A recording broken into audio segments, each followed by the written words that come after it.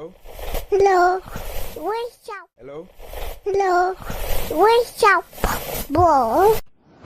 Welcome to the WUBro podcast with Nery Saenz, Mike Mercadal, and Mike Valdes. We talk movies, sports, pop culture, and it's funny, bro. The way Harvey Dent didn't realize it was the Joker, and the Joker took his mask, his little surgical mask off. Like, it's like he has the face painting, he has the face paint, but he has a surgical mask on. And the moment he takes the surgical mask on, he's like, wait a minute, you're the Joker? And it's like, wait, what? You couldn't tell it was the Joker because of the surgery. And that one little reel or TikTok ruined their, I can never take it seriously anymore. Welcome to the party, pal. And my parents, I swear to God, my parents look at this like when a character from Chicago Fire comes into Chicago PD, dude, that's like Spider-Man being in an Iron Man movie. It is insane. So you're telling me there's a chance? Yeah! I'm just glad I like vanilla, boring sex like this. I'm glad that the sex I enjoy won't get me killed. I want my money's worth. Come on. That's how winning is done. Hey, I'm Dave Chappelle, and this is What's Up, Bro.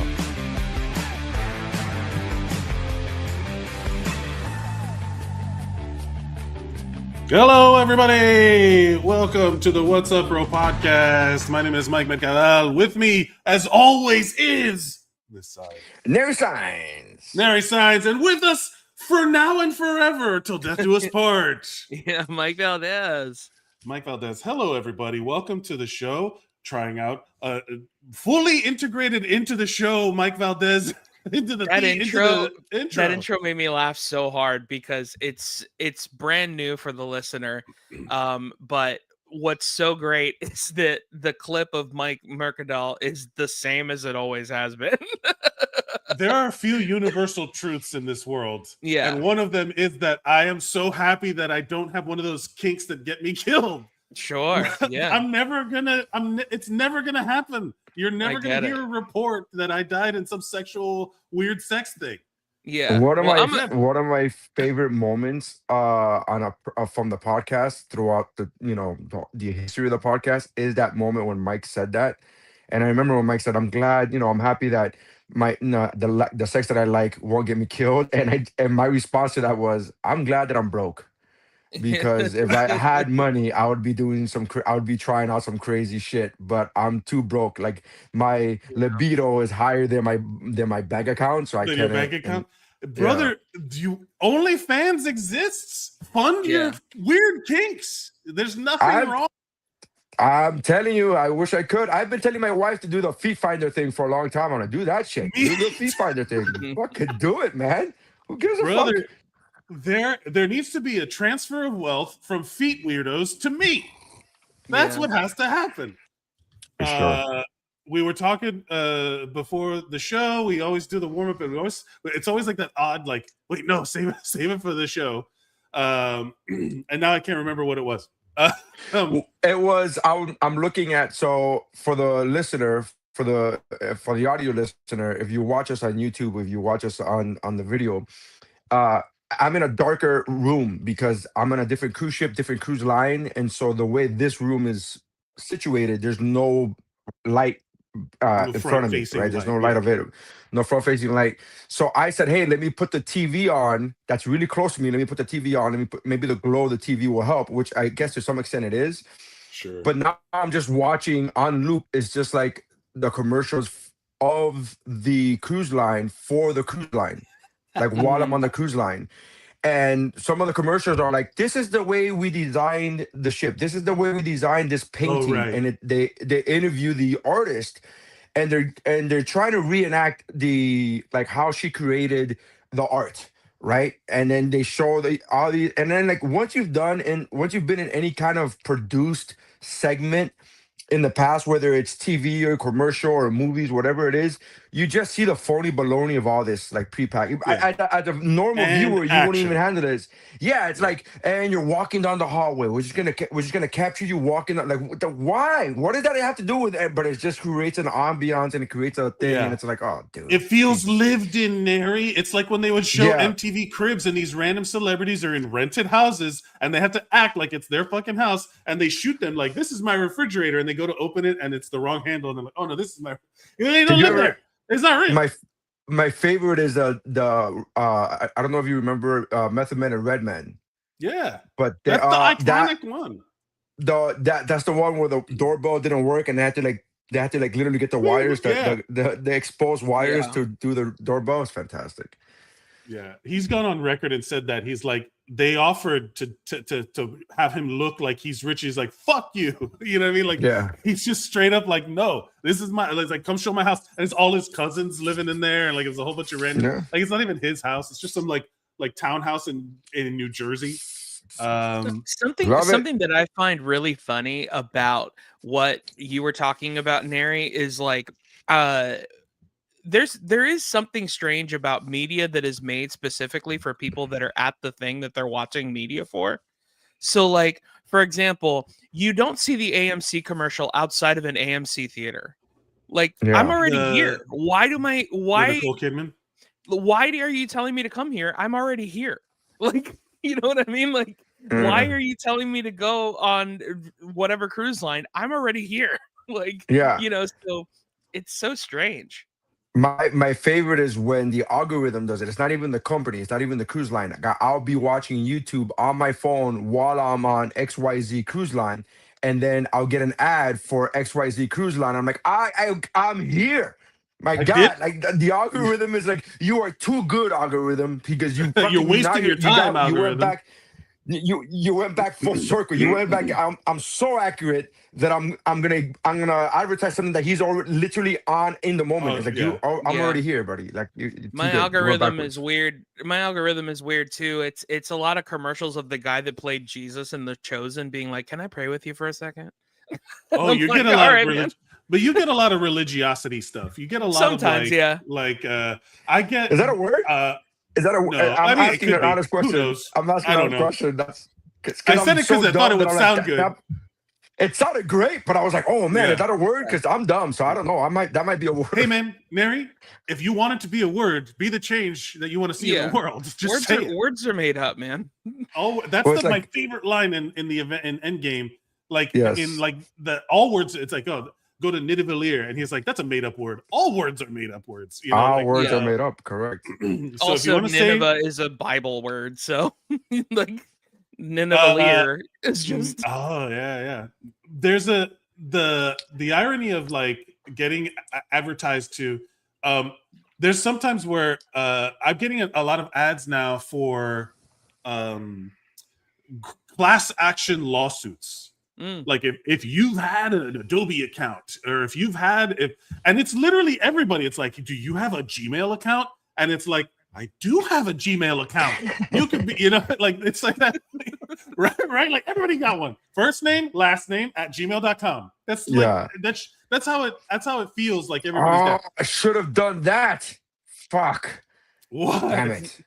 I guess that was a way better. That would have been a way better Gmail address than my current, you know. Yeah, Big Booty Lover 69. 87. Well, I had a bit that years ago that it was like it was about like when you have to pick a screen name for a dating app, right? Like you have to pick your name for a dating app, and it was like going back to like AOL 1998. Where I was like Cuban Chulo 69 XO or whatever, like, and then but that's your email. And when you like, and then I remember that was like an adult moment when I had to make a resume, and then I had to change. I was like, Cuban Chulo is not going to get a lot of jobs. We need to change it to something a little bit more professional. So, but it's like every once in a while you'll catch it. Like I love seeing an at AOL.com in the wild, because I know that person is committed. That person is like. I've had the same phone number since 1999 on my phone. So if you've had it then, you have it now. It's the same fucking number. But like I appreciate when you see a non-Gmail email account out in the wild that isn't like a work email, you know? But I get. The reason why I brought that up is that all of the algorithms that are listening to you, right? Like, you know how everybody says the phone listens to you, and everybody's like, yeah, but that's not true. It's just that the algorithm's really good, and you give over a lot of information geographically, and blah blah blah. There's literally one of these lawsuits that is Google, if you have some sort of Google assistant that it was listening to you the whole time. The thing is that they don't advertise that. They don't broadcast that. Hey, you know how many paranoid people would be like, I knew it. You know, like they Dude, did you see the Super Bowl ad with the Ring camera? Bro, yeah. Did you know that they stopped that because of the backlash from that ad? It was that ad. So, that ad was counterintuitive to what they were trying to. Yeah. They were trying to promote facial recognition with the Ring app in partnership with local police departments. Yeah. And the backlash that Super Bowl ad got, they were like, Ring was like, oh, our bad. Oops. No, they're not. We're not going to do that. They're going to do it through a third-party company that doesn't have Flock or Amazon. Every time you see the word data, like data center, like an AI data center is going up in your neighborhood, just call it a mass surveillance site, because that's what it is. It's just literally that's the new game. You know, like that's what it is. So they're not going to give it. They have all those cameras installed. They have all that stuff. I'm not saying that we should all pull them down, and they contain tons of copper and gold in there. Yeah. If you know a meth head, don't tell them that, because then they'll go tear down the camera, and we want to protect our surveillance state. So whatever you do, don't tell crackheads and meth heads that all of those little cameras have a ton of copper and gold in them. Yeah, and also, who would have thought that people would get scared that their Amazon driver could be a pedophile? Like, who would have thought? You know, that's scary. There's a lot of He's handling my packages. You know, if you know what I mean. I know women can be Amazon drivers too, but you know, that's like the surgeon was a woman. You know, like oh right. Speaking of which, there was a teacher. Yeah. Well, all right. Let's talk about it. We were debating on which one. Let's see. What is this one? Yeah. Let's see this. Miami, we love you. Miami New Times. A Miami middle school teacher accused of Spartan kicking a student. I'm not going to read the whole damn thing, but Marrero tapped. But yeah. I'm not going to read it. All right, fine. Here we go. No, I'm not telling you to read it. I'm saying it's not that big. I get it. So I do enjoy that the picture is just him with like a little bruise on his arm. That's not where a Spartan kick happens. Well, it is. If smart to block it, not like that dumbass Persian messenger who did it, just chose to stand, like Creed, arms wide open. No, man, you gotta block it. You gotta. This does sound like the most AI written thing in the world. Marrero recalled the incident in a phone interview with Miami New Times. Suarez says, Suarez, which I think is the teacher's name, in Rockaway Middle School, this all happened, was walking with Marrero and the rest of his class from lunch break to their classroom, and the student apparently annoyed his teacher with questions about a final project on Egyptian gods. Michael said, as he would later tell Miami-Dade police student resource officer, he tapped Suarez on the shoulder to ask whether the project could pull his grade up from a B to an A. I already don't like fucking nerd. Marrero says Suarez, who never answered his inquiry, turned around and gave him a gentle push with both hands. This is the most phony baloney 13-year-old made-up story I've ever heard in my life. So I'm not to victim blame, but I'm blaming him on being a bad liar. I'll tell you that. So Marrero tapped him on the shoulder again. The 13-year-old told New Times that's when Suarez Spartan kicked the teenager on his left arm. Okay, this is just bad journalism because that's not what a Spartan kick is. He kicked him. He just kicked him. We don't know that. It could have been a Spartan kick. He could have been a Spartan kick. He just blocked it. But I guess, I don't know, maybe. I don't know. Also, but also Egyptian stuff was on the forefront of his mind. He had a project due. Also true. So the same arm Suarez had seen in a cast weeks earlier from a football injury. What? Michael's family was outraged when they learned what happened. Read the full story. Michael's parents were so upset that Michael's underwear weren't completely submerged into his asshole. Here's the reality. I'm not saying the fact that there's two. You know how we always, when we read in the past, if you're a listener on the show, we whenever we do an "Am I the Asshole" or anything from Reddit, we have to take what is in the story in the post at face value, right? Because that's somebody telling their version of the story. This is not that. This is a caption on a photo in a social media post, and at some point, this is it's so many red flags in this thing, because every 13-year-old boy, I will say this, every 13-year-old boy who plays football is an asshole. They're all like, it's rough. So for him to be like, he inquired about his assignment about Egyptian God, like, he doesn't give a shit what the assignment is. He's just trying to be like, give me an A, whatever. I was like, shut. Yeah. He's annoying the fuck out of the teacher. And here's the thing: as a parent, I read that story and I was like, man, that's you immediately put yourself in that situation. What would have happened if that was my kid? And then I was like, and then as a parent, I go, man, that's awful that a child should never be hit by a teacher. That's awful. And then immediately after that, you go, I mean, he did get pushed. That was a warning shot. That was a warning push. Shut the fuck up. Get the fuck away from me. I'm not even technically on duty right now. We're literally we're just commuting from one place to the next. So like, I'm not even in the classroom yet. I'm off duty. Just give me a fucking second. Let me gather my thoughts and emotions. I'm pushing you. A gentle push. It literally said gentle push. I'm pushing you, push. And then the kid was like, no. And I'm like, the moment I read it, it said, oh, he was inquiring if the project could. Fuck you. Like, you just, you're so annoying. Get away from me. Fucking nerd. Speaking of like dumb nerd, yeah. Speaking of like dumb schools, like, cause it's one of those things where if you're dealing with kids, they're gonna bother you, and you should never strike a child, but also like, there's so much missing in that explanation of the story that it's kind of like silly. Like, get out of here. You know what I mean? Like, come on. You know what this reminds me of? This reminds me of I grew up very conservative Christian. I went to a private school, and every Thursday we would have chapel.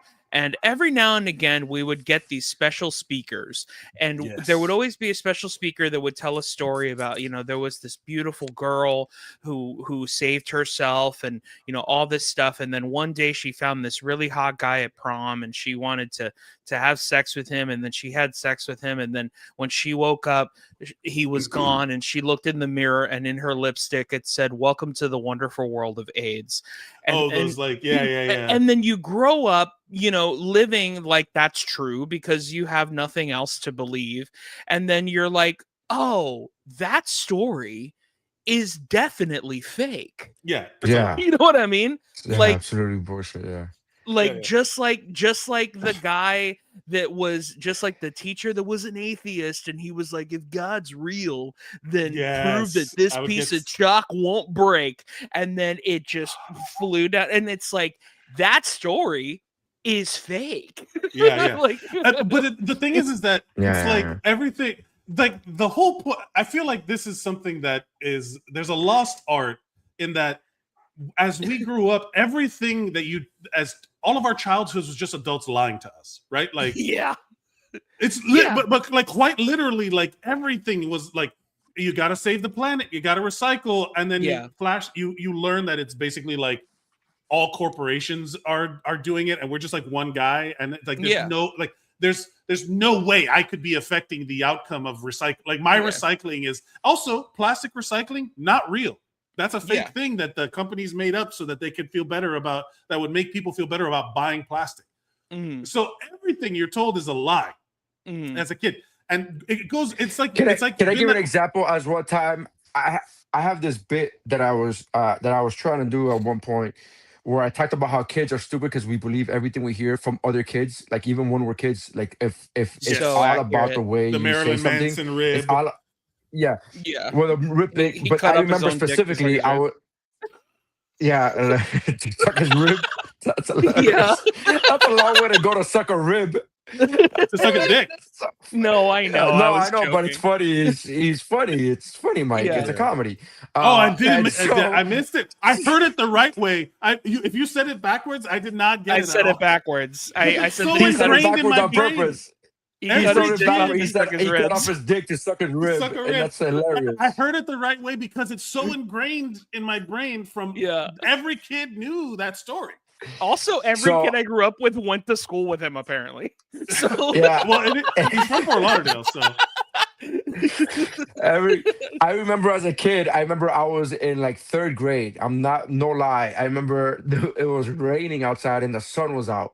And another kid, Mike Valdes, you're gonna love this. Another kid told me I know exactly that means going. that means the devil's daughter is getting married. Devil's meeting his wife. The devil's getting married, or the devil's daughter's getting married. So it was always some iteration of like that means the devil's getting married. I always where heard the it's devil's ra- meeting his wife. That's what I always heard. Oh, I heard the one I heard was the devil was getting married. That's Is way when better than when what I it's- heard. what? when it's raining and the sun is out while it's raining, the devil's getting married. And I And took they that wonder as- why this country is all fucked up. Everybody Yeah. is raised on fucking stupid idiot. Yeah. No, like but- Halloween but is here's the the thing, devil's though. birthday. this was maybe 1990 maybe, and I'm hearing this and I go, and I remember clearly distinctively hearing that going, yep, got it. Yeah. All right, Like, believe it. That's the Done. truth. Literally, it's so crazy. There was how- no sense of me being like, what? Are you fucking serious? That sounds stupid. That sounds weird. Blah, blah. There was none of that. There was no question in That's my so fucking accurate. head. It was Yeah. the devil's so getting married, accurate. and I go, yeah, everybody knows that. Like I think I moved. Everybody- I think I even leaned into it. Like everybody knows that. Stupid. thing You is think that you're telling me something everything- new? okay. I fucking knew that.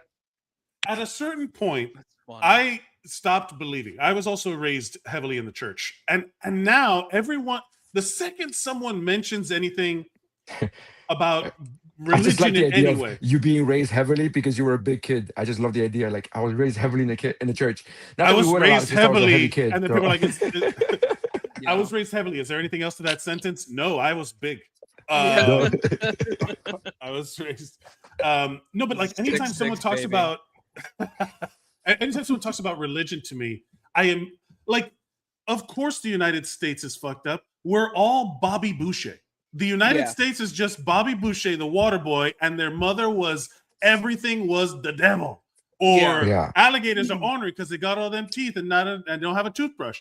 Little rays of sunshine, they come back. Like genuinely, things start to click in place when you realize that the entire United States is full of Bobby Bouchers that have been told that listening to music that has a 4x4 beat that swings a little bit is the devil. You know, like Yeah. everything is the fucking devil.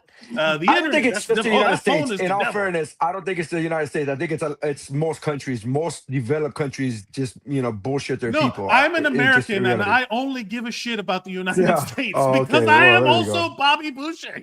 Yeah. But I'm Bobby That's Boucher true. at the end of the movie where he's learned to accept other viewpoints and he's gone to college. Yeah, and honestly, I think that the only way to solve this is that more Americans need to see boobies. Because that is when he turns the corner, is when he finally sees a woman's boobs and he's like, you know what? Yeah, Maybe what I boobs is believe the key. isn't right. You know, I think like, boobs is the answer. boobs are the answer. boobs That's are the why answer. girls are smarter than us. They have them. Yeah. Clinically proven to lower your blood pressure. Did you know that? Looking at boobs, of course they are. clinically proven to lower your blood pressure. If I had boobs, I'd Um, never leave the house. Well, In all fairness, I had boobs for a long time, and I also never left the house. you beat me to it. That's I how you had do it. boobs because I never left the house. Yeah. Yeah. I want to say so. Yeah. Welcome to episode 422 of the What's Up Bro podcast. WUBro pod on all social media platforms at Mike Mercadal, at Nery Saenz, at Mike Valdes. blam. All promo taken in. We were supposed to talk about. We have a lot of movie news. Speaking of everyone broadening their horizons, we have arts is a way to do that. We talk about arts and entertainment. We talk about comedy. We talk about nerd shit. We talk about kids pretending that they got their Spartan kicked by a teacher because of some weird vendetta. I'm adding all of this. Storytelling is an art. It's true. So I was going to segue the Spartan kick. I was going to segue a Spartan kick after we've been the Zach Snyder being tapped to write and direct the remake of the what's it? Escape from New York. So it's Zach Snyder is getting Snake Plissken. Escape from New York, Snake Plissken, John Carpenter. Right? Yes. And Eddie Murphy is getting a Lifetime Achievement Award. And then we're going to talk some movie news, including they're going to finally make the King Conan, which is the third Conan movie of the Arnold Conans, where it's the later in his life. And now that Arnold is older, he's going to fit the role. I think he might. Well, we'll get to all of that stuff, but we're going to talk about movie news. What we have is, oops, I clicked the wrong button. What we have is a report. So if we were to say Zack Snyder was treated unfairly by Warner Brothers and his DC movies, do you think Snake Plissken is a culturally relevant property enough to be worthy of Zack Snyder? Like, because he did it, Zack Snyder's Justice League was perceived as way better than the messed up version of that they released. Joss Whedon, the Joss Whedon version. Do you think people give a shit about Snake Plissken? Snake Plissken is such a Gen X kind of like hero. He's gone on to a lot of other properties, but I would. So, what do you think? Do people give a shit about Snake Plissken?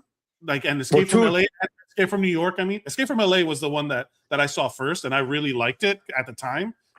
But that was probably because it was of the era. What do you think? I haven't seen either one of those movies, but I know of our generation, Mike. That is a very people in our age love those movies. Like, they have a deep affinity for those movies. I never saw those movies. I've seen clips, and I mean very small clips of either one of those movies. I think I've seen clips of the LA one more than I have the New York one. So the New York one, actually, I saw Escape from New York last year for the first time. I'm just now remembering that I saw. I made a point. I'm like, you know what? I haven't seen these movies. Let me go watch these movies, and I saw them. I don't have an affinity for them, but to answer your question, there's nothing that's a bigger IP than what he had, which was the Justice League. There's nothing big. There's no IP bigger than that. Yeah, there's nothing bigger. Maybe Star Wars. Maybe Star Wars. But even that, there's a conversation to be had about Superman being bigger than but it's 1A 1B type of deal. But I don't know, man. I like Zack Snyder movies. And the one critique that I as a Zack Snyder fan would have is that I wish that his Superman would be a little lighter. Would have been a little lighter in color and tone. With that said, Snake Plissken really lends itself to being darker. So why not? Yeah, I'm down for this. This sounds like what do you think, Mike Valdes? What do you think? Does it need to be darker? I think. I mean, honestly, I'm in the same place. I haven't seen these movies or anything, but ultimately, I think that I don't know, man. We're at a point where I feel like, at least to me as an audience member, maybe I'm wrong. I don't know, but I look at it as IP is more important to sell something to a company to give you money, as opposed to it being something like, remember this thing from 40 years ago, to an audience, because 9 times out of 10, all an audience wants is a good story, regardless of who's telling it. So I mean, I think it's a tell that the top 2 movies this week were horror movies, small budget indie horror movies. And I think it's just because there's a lack of cinema content. If you want to call it content, all right. There's cinematic content to be displayed, and what's getting released in theaters, because they kind of have to, they don't have streaming deals, or the way the money works is different now. Whenever a studio does anything, it's for the streaming platform, because that's their money making model. That's the model they have pivoted to. It's not making movies anymore. It's making a platform and flooding that platform with content to get subscribers to make money. So the individual piece of art doesn't count anymore. Hence all of the AI bullshit, all of the telling writers to, you got to write what you're doing because we expect people to be on their phones because they're at home, right? Yeah. This, okay. World War II, that's the one with the Nazis, right? Yeah, exactly. They're like, oh yeah, Nazis. Oh yeah, still the bad guys. Okay, good. The irony is, so Escape from New York came out in 1981, right? That's pretty old. Escape from LA came out in 1996, 15 years later. Fuck you, man. Fuck you, man. I am as old as that movie. But it was of the era. Do you think John Carpenter was the Zack Snyder of that era? Because Zack Snyder did more before Justice League. People talk about like 300 was like a big deal, put him on the map. But he did he's got like a specific point of view, and people don't necessarily get it. Like some people miss his perspective. But then he's come out and said certain things that are straight up like, oh, I don't agree with his own personal perspective on like stuff. So that influences my kind of perception of him a little bit. But Escape from New York is about like a post-apocalyptic, like, it's basically anti-capitalist, right? And the whole reason that this is getting made is capitalism, these capitalist pigs, like that's basically what this is. Rather than, bro, give Zack Snyder like a chance to make, maybe he just needs a job. Sure. I mean, yeah, you never know. But why are we rebooting this? He had those movies on Netflix. I think this is a good property to reboot because of the fact that it was made, to quote Mike, a long ass time ago. Because the effects was made a long ass time ago. I know, but the effects weren't great. The effects for the original movie weren't great. It was 1981. A lot of technology. I think movies that could be rebooted are stories that could be better told with better visual tools. Not necessarily. I love the visuals of Escape from LA. I loved because I'll tell you. I don't think you've seen it in a long time. I don't think you've seen this as a kid. No. Let me explain. I have been like on a kick. I like whenever I get in my head of like some movie I remember. Like I've been real kid eyes, like evaluating my kid eyes lately. For listeners of the show, kid eyes is when you choose to watch something and give it a lot of credit. You give it a lot of benefit of the doubt because you learn to. Oh, I loved this movie. Or did you just love it when you were a kid? That's basically what kid. I've been challenging. Are you remembering it through the vision of when you first saw it that you were a child? Yeah, it's the youth version of rose-colored glasses, right? So I have been going back, and when I think of a movie that I love, that I now I'm like, I'm like, wait, I want to see it, but I really want to see. Was this movie good? And one of them that I went back to, and a few of them that I've gone back to that are great. Are the ones that maybe don't look as real as they need to, but because I know they were doing practical things, I believe it more. Does that make sense? That's the key. That's the key, man. That's the key, because at the end of the day, you saw that as much as nobody maybe people don't know how to put it into words or whatever, I think people realized that something was made with hands. Yeah. And something was made by a person, right? So for example, I was listening to a podcast yesterday and they were talking about the whole idea as to why Grogu is a puppet is because of Werner Herzog. Werner Herzog literally said to Jon Favreau, like, because their whole thing was like, we're only doing this for like eye lines and like that kind of thing. The rest of it is just going to be computer animated. And he was like, no, this thing is great. Like, you need to and like say what you want about the Mandalorian or whatever, but like Grogu has had a thing. Like people were wanting toys of it before they could make them. Like, I mean, it was because ultimately, yes, of course, it's because it's cute, it's this and that, but also it is something that was made with hands, and it's something that was puppets and like things like that. Like, that's why the Muppet movie is so incredibly amazing to watch, and that was made in the 70s. And you're like, how the fuck is this frog on a bicycle? Like, when how Kermit is this happening? I was just gonna say, when Kermit rides the bike, that's movie magic.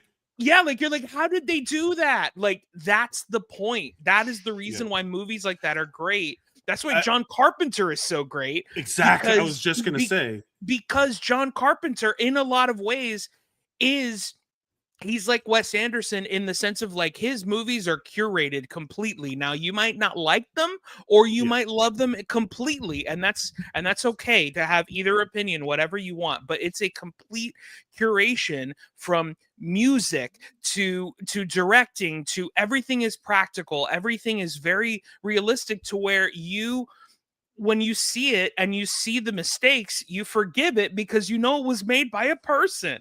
Well, it's not that you forgive it. I think it's more subconscious than that. Like, I'll give you a perfect example. There is a scene in Escape from LA, and I think about this. I was just reminded of it, because I did see how they did a making of. It's supposed to take place in the future, right? So there's this thing where he has to get into LA, which is now like California. The earthquake sinks LA. California is like this prison island. They just dump people there. And one of the things that he has to do is get in, but he has to. So they do like this computer overlay of a 3D computer model. This is in 1996. It was harder for them to do it in a computer, and it would have looked like shit. So what they did is they built a miniature city and added like Tron-like graphics. And at no point did I give a shit about whether it was a computer or whether it was a little model, because it was visually engaging, and I saw what they were trying to do. Like, I know that, like, everybody talks about Jurassic Park being like, oh, the computer graphics. Most of the dinosaurs are puppets. Most of the dinosaurs are practical.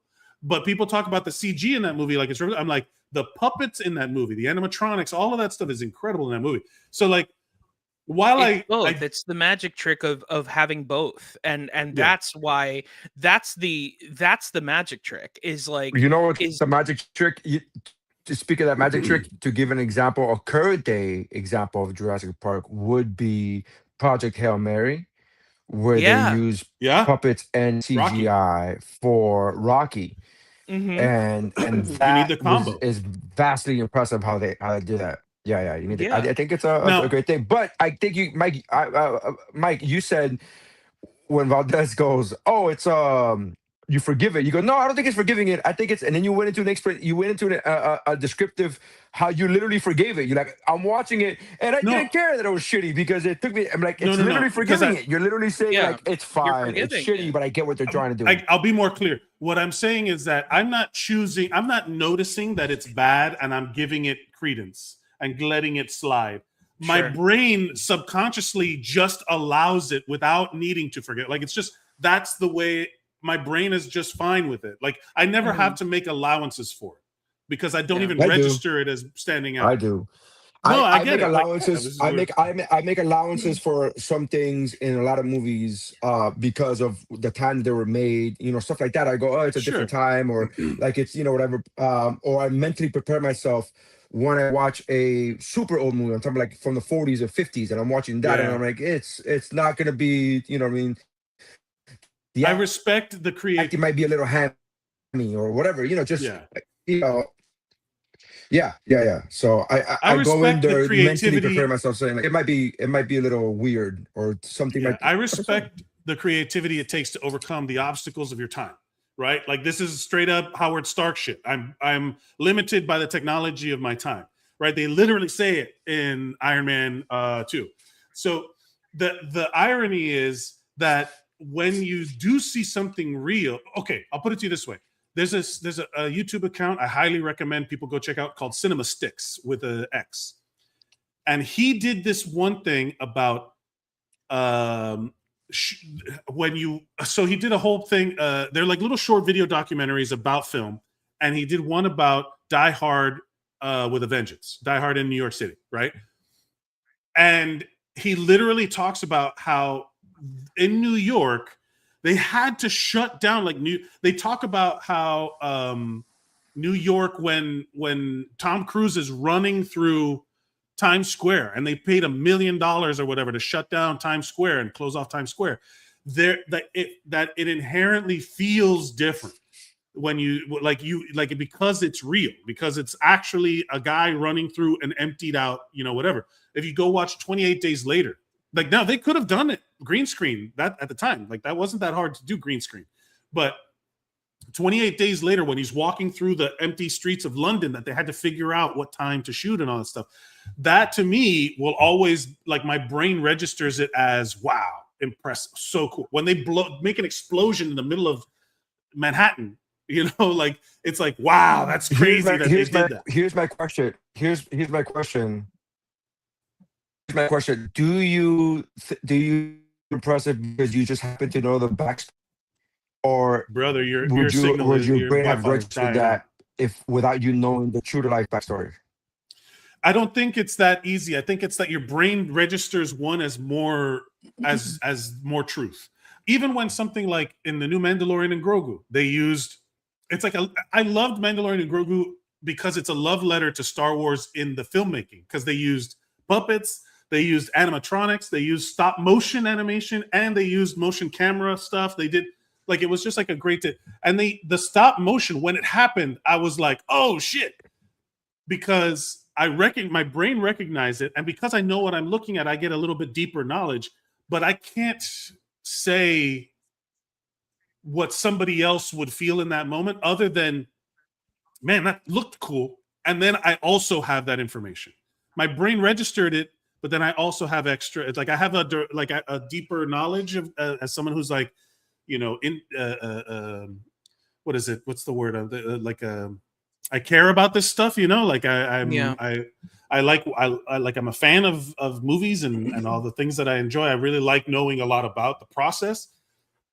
But ultimately, I think what has been more common is that the reason why small little horror movies are doing really, really well is because they feel very visceral, and the budget limitations make it the only reason Jaws is what it is because the shark didn't work and they had to figure out ways around it. Yeah. You know what I mean? Literally, that's what happened. So I think there's something to be said for when you reboot this thing, if they just throw a bunch of CG slop on it, which they might, which they, are going to probably I think with Mandalorian, people got mad because they shot it all on the volume and it looked fake. It just didn't feel real. You could feel the difference when they were out in the real world on top of a hill somewhere, in a forest somewhere, than when they were in a studio with the screens moving behind them, So I don't know.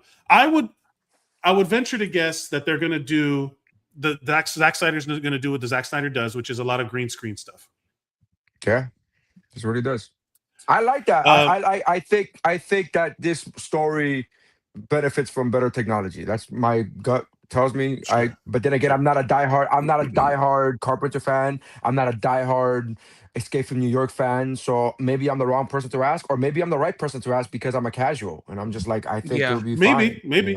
Now, if I told you that they were going to make this instead, which is Metal Gear Solid, because the video game Metal Gear Solid, that character was straight rip of this character, Snake Plissken, from Escape from New York, Escape from LA. Hideo Kojima has basically said that he influenced the look. If you've played the games, you know that they are cinematic in their heart, right? Those Metal Gear Solid games. They've been trying to make one of those movies forever. Mm-hmm. Would you rather see a remake of something that already exists that could benefit from the technology, or would you rather see something that an adaptation of a video game that is inherently cinematic into a movie? Would you rather Snake Plissken than reboot, or would you rather Metal Gear Solid Snake?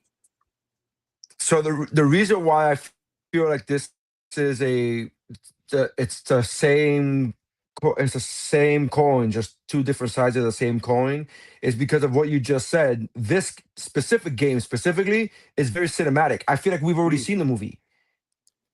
That's fair. We've already seen it. If you played the game, you've seen the movie, because these cutaways, by the way, especially on the ones for the PS4 and the PS5, these cutaways were sometimes 45-minute cutaways.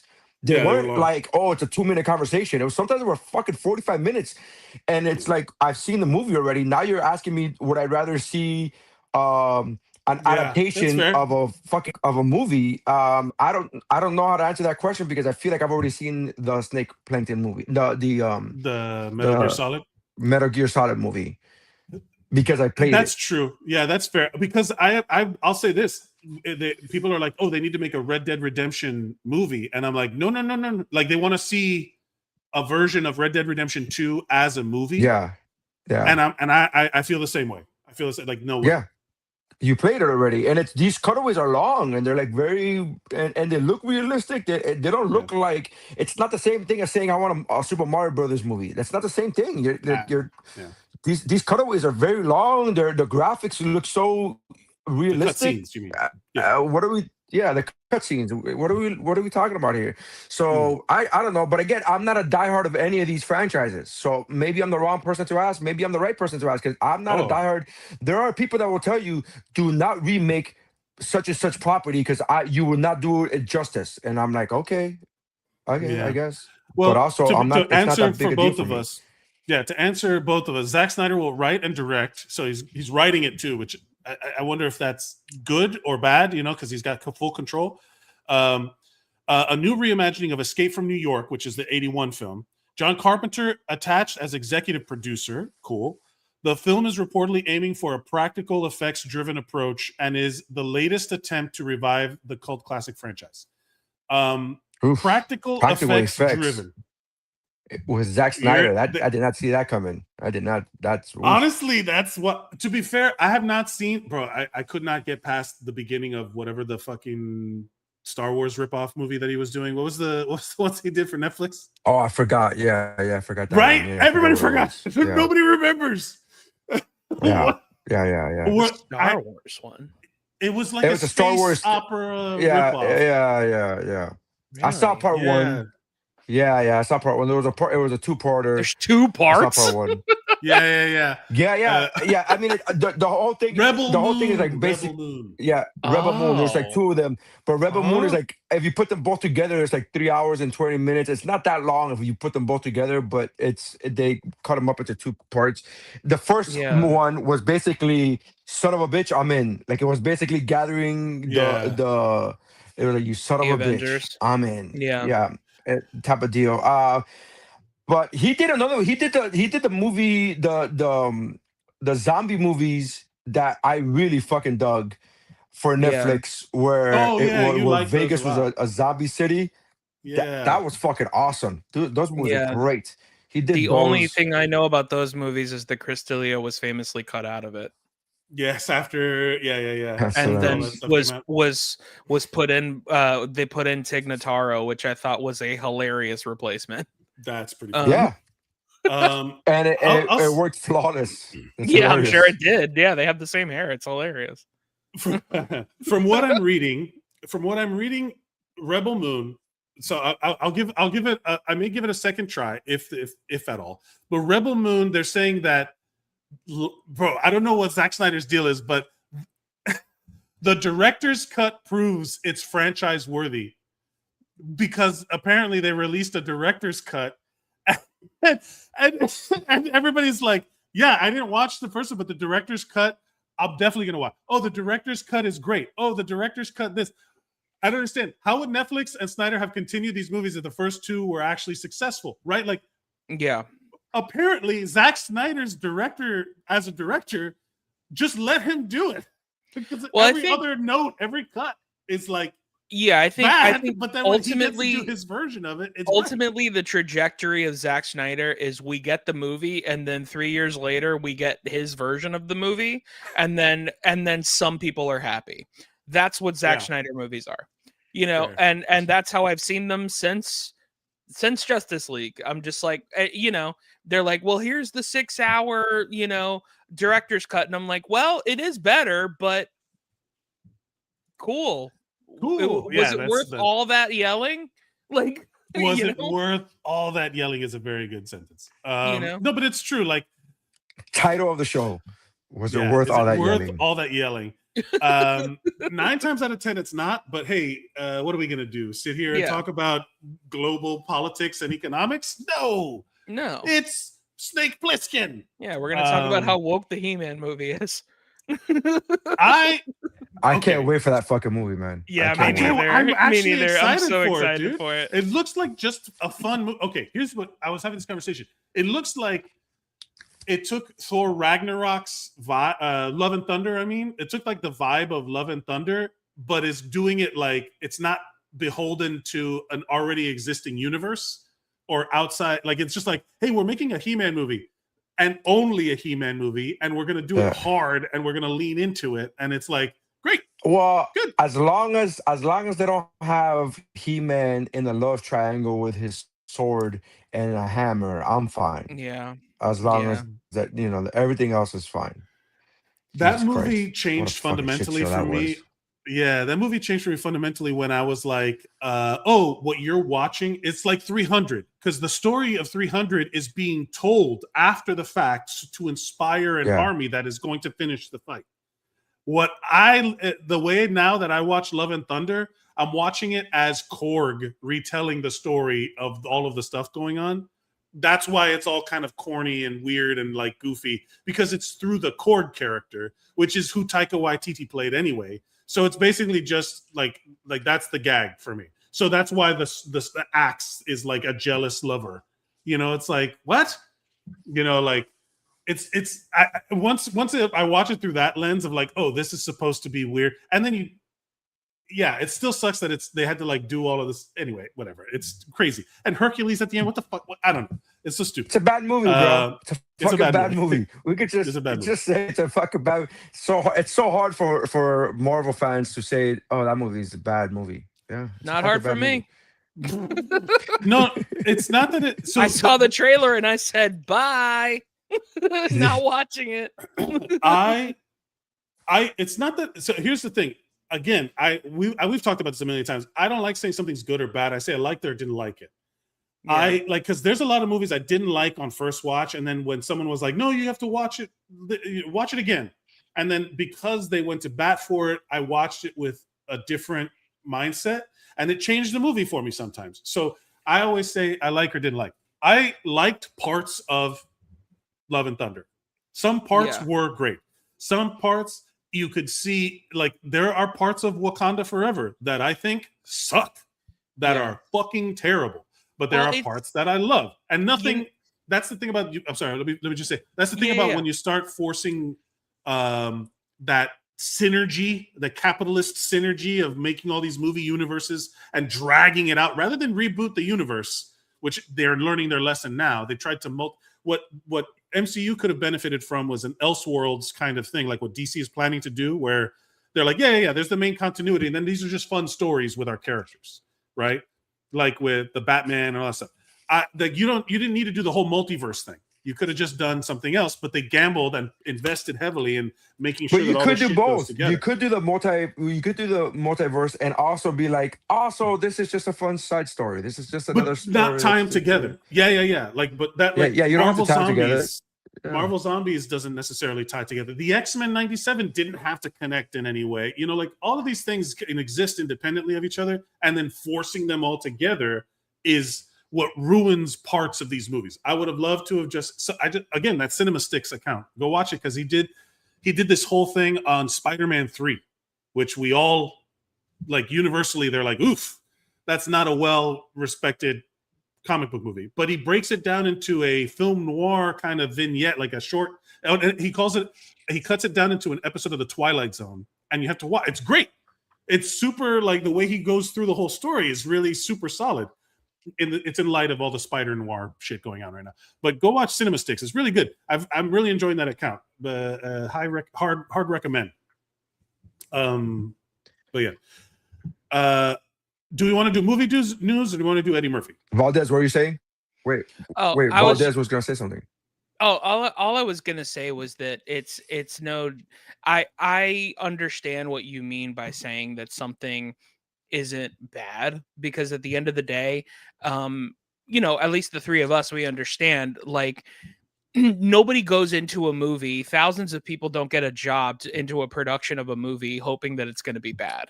Like, we all go into a movie thinking it's going to be the greatest thing ever, and then it turns out that it's not that great. So of course you're not going to say that a movie is good or bad or whatever. You're just going to say it's not for me. And I have felt that way even when I was a musician. I would be around so many of these, like, punk rock assuming assholes that would just be like, man, Nickelback sucks. And I'm like, well, they make more money than you do, so I don't know what you're doing wrong, but they obviously don't suck, because if they did, they wouldn't be making money. They'd be playing a show with you. So, that just say you don't like them. Exactly. Yeah. They just aren't for you. I have been saying that for a long time. People make fun of me for liking Nickelback, and I'm like, I can't be the only one. It's impossible. They sell millions of records. It's fucking impossible. Nickelback is McDonald's, man. People want to admit. Yeah. Nickelback and people. McDonald's is too. Nickelback sells out all their shows. Yeah. Nickelback has diehard fans, and Nickelback's live show. I've seen like people joke around about it all the time. But there was this one guy, they're like, oh, you like Nickelback? And the guy's like, have you been to one of their shows? And then they cut to a clip of their shows, and those people put on a hell of a show. The thing is that you don't have to like something to respect when other people, like, you're allowed not to like it, and your people are allowed to disagree with you. So it's the people who buy those tickets and go to those shows, they are having a great time. You sound like you're sad about it. And who would you rather be? My best friend is literally the best at this. Like, he called me one day when a new country band had come out, and they were called Florida Georgia Line. They're still very big. And he goes, Mike, I'm just gonna let you know, you're gonna listen to this and you're gonna be like, why are they famous? This band isn't great. And then give it a whole 3 minutes, and you're going to start wondering, why do I like it so much? And sure enough, I listened to this song, and I was like, wow, I hate these guys. I hate the way they look. This guy has such a pretentious guitar, blah, blah, blah. And by the third chorus, I'm already singing the hook, and I'm like, why do I like this so much? And he goes, exactly. He's like, dude. And he's the best, because he like makes fun of people while also respecting them. Like, he's like, the lead singer sounds like a guy making fun of country singers. Like, that's what he sounds like. That's how we do around here. Like, that's actually what he sounds like. And here's what I'll say to that. It's awesome. If you've never spent any time, like, my dad lives in Tennessee, right? Yeah. There are people there that when you interact with them, you're like, this is a bit. Yeah. And it's not. That's just how people, again, there's a thing called ethnocentrism, where it's like a culture cannot look at another. Like, when you're in anthropological studies, it's almost like an impossibility to view a culture from outside your own existing culture, the one you were raised in or indoctrinated to, which is a big thing with religion and especially like very restrictive religious communities, right? So when you're looking at these people, you can't say your opinion is objective. Everything is subjective because of every second of your life that led up to you making that judgment. So you're like, oh, this guy's like this guy's like that. And I'm like, yeah, but that's in your, like, literally everything is from your point of view. You can have facts from your point of view, but most people's opinions are they want it to be a universal opinion, right? Because hey, aren't we all, like, on board with this idea? And then people are like, no, that hurts a little bit when you're like, ooh, dude. I guess I was thinking about this. Yeah, go ahead, Nery. No, I was gonna say that statement from Mike. You just reminded me of that scene. Have you ever seen that scene where that guy is a guitar comic, and the guy gets on stage and he gets hit over the head with the guitar? Yeah. So the guitar comic, somebody tried, and he fucking hits him over the head. way overdoes it, knocks him the fuck out, and then the guitar comic has the balls to be like, he was gonna attack me. You saw that, right? You saw that, right? Like asking the audience, and the audience goes, "No, you went too far." Yes. Like it was exactly what you're just talking about. He's like, "Right, guys? Right, guys?" And they were like, "Nope, we're not with you on this one, bro." Like you just show's over. Yeah, just breaks the guitar. Point. Where is he? Okay, here. No, it's about to happen. Let it go. Let it ride. No, really, don't mess with me, because I don't come down to the bus station and slap the dick out of your mouth when you're working, do I? Sure. Yeah.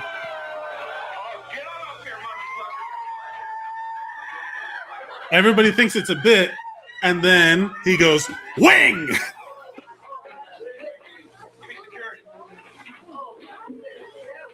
Listen. That was unnecessary. Listen. The guy fucking came at me. What do you think, folks? Hold on. What do you think, folks? What do you think, folks? No!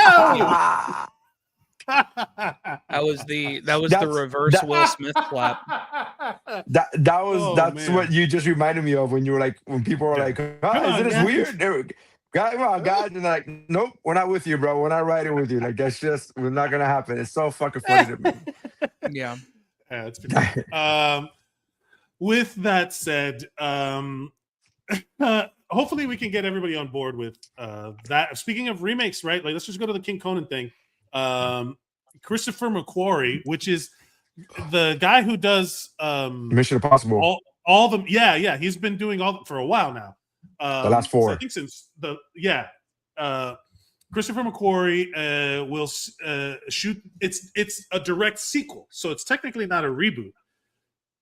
Right. So it's going to be a sequel to because it's Conan the Barbarian, Conan the Destroyer, and then this is going to be King Conan, right?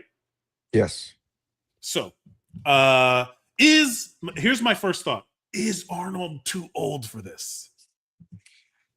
I don't know the comics, but from what I see in the visual, from what I've seen the art pieces from the book, from the comic of King Conan, it's right there. The problem is that King Conan was like, I say this with all love and respect, because I have so much respect for Arnold Schwarzenegger for everything he's done in his career and his life. But physically, you could see he's not that dude anymore, man. He's not. You know what I mean? It's not like even Stallone looks better than him now. Stallone, obviously, a lot more drugs, obviously more pharmaceutically enhanced. But because of the heart issues that Arnold has had, because of the heart issues that Arnold has had throughout his life, he's no longer on the steroids, and you can tell. It's obvious. It's pretty obvious. And I say that with good for him, for his health. But with that said, for the part of Conan is a fucking jacked ass dude. He's supposed to be, yeah. You know, you can't. I don't know. Do you think he will be enhanced computerally? I like the way you said that instead of digitally. You could have said digitally, but you went with computerally. I'm trying not to use the word AI. I feel like there's just digitally would have been fine. I think digitally would have been fine. But what I'm trying to say is that there's going to, I feel like there's going to, because they did it already with, like, they put his face on a body double in one of the other Terminators. Genesis. It was Terminator Salvation. So they already did something like that. Now the question is, okay, let me just read to you what Arnold said. Next year, we're going to do King Conan. So that is a reality now, and I'm excited for it. For the last 10 years, I've been saying we should do King Conan. Okay, let me get to it. And we should get a great script written, get someone who really understands Robert E. Howard, who understands the artwork of Frank Frazetta, because, again, this is iconic of a certain era, and to continue on. I want to have John Milius, the director of Conan 1, to be maybe the producer, so that would be really fantastic. The movie wouldn't have worked when I did the first Conan, because the whole idea of King Conan is that for 40 years, he has been king. He is older now. He is no longer in the shape he was from his heyday, and now people are trying to take him out. He's the king, and he gets a little bit complacent. He's tired of the job, and he wants to move on. Look at the movie by Clint Eastwood, Unforgiven. that's a hell of a reference to drop. Unforgiven is a great movie of that kind of vibe. It will be a lot like that, but will be with extraordinary battles. And then literally the first comment under it on Reddit is, well, then I wish I would have made this. They would have made this 10 years ago. And I'm like, yeah, that might have been the window. Yeah, man. I mean, I'm obviously I'm gonna go watch it. I think it has a good baseline for a good story. Like that synopsis, that premise is a great premise, right? But it's been written as far as the King Conan story has been written. Yeah. But physically, man, I say again, with all due respect and love, man, to Arnold Schwarzenegger, you watch him now and you go, that's not. He said it in his documentary 3 years ago. He said that he looks in the mirror and he sees a gut and he's like, who the fuck is this? Like, he doesn't recognize himself. Yeah. Because age, baby, like Father Time is undefeated unless you're Sylvester Stallone and steroids. I mean, steroids. Okay, I have a thing with the you do all the you're in movies, man. You're not in the Olympics. Do all the steroids you want. Frank Grillo has said that. He's like, we're not competing athletically. We're trying to. I'm with you. Screen. You know what I mean? Like, go ahead. Do it. So he's like, I do this to make up for this, and I do this, and he listed a bunch of stuff. It's like we're making movies. We're not like competing for anything. Does it create an unrealistic standard? Yeah, but also like think about how many. Again, I'm not saying it's good or it's bad. I'm just saying that there needs to be the conversation about it. Because when someone we were watching, my wife and I are watching The Americans. I mentioned that last week, and my wife mentioned like, oh, I really like how this looks like the 80s because nobody looks like fake. And I'm like, yeah, nobody has Instagram face, right? Yeah. Nobody has the facial fillers and the lip fillers, and nobody's got veneers. Everybody just looks like normal human people. And we've reached a point where I want to see normal people on screen again. Yeah. Well, we've gotten to a point where we can't see actors emote anymore. Yeah. I would say that steroids is not, if it looks bad on camera, but it's an edge, right? It's like if we're gonna have people on screen with breast implants and BBLs, and you're gonna have people on screen with lip fillers and all that stuff, it's like, okay, steroids is too far. It's like no, we have to go back to watch Dazed and Confused. I just want to clarify. I don't think steroids is bad. When I said that shot at Stallone about steroids, I just meant that's not what Arnold can do anymore because of his heart issues, because of his health issues. I am not by any means talking smack about Stallone in the sense of like him doing the steroids. And by steroids, it's a blanket statement. There's there's body growth hormones and blah blah blah, and testosterone, which is not exactly steroids. I get it. Performance, visual enhancing, blah blah blah. Physical enhancements. And again, I'm not. I don't mean to knock that down. I don't. What I'm saying is, Arnold won't be in that shape because his body cannot handle those drugs anymore.